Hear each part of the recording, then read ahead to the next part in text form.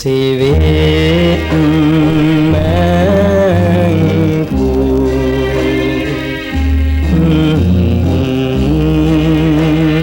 ดินโศกโซนาคู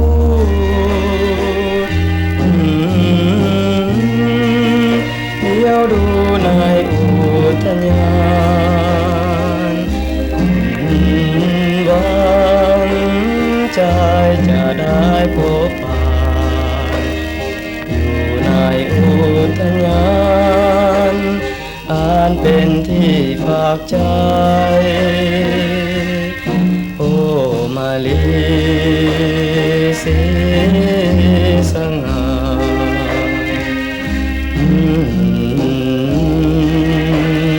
งามดังฟ้าแปลงปันเหมือนจันทร์บนฟ้าห่างไกลหวังใจสุขสมหรือไทยยอดแห่งดวงดอกไม้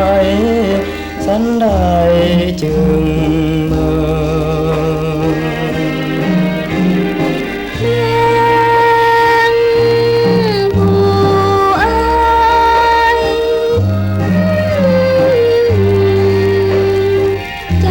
สั่งมาปากหวา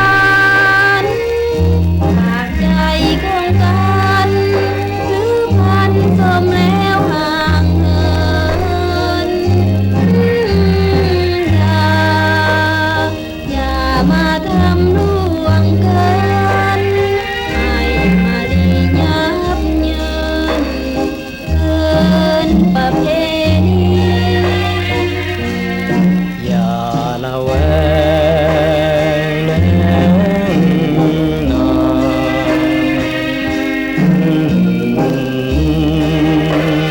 ใจมันหมายเคียงคู่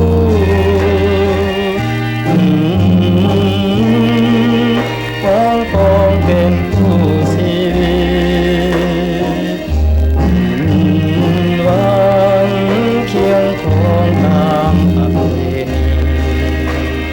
โอ้แม่พวงมาลีเห็นใจแม่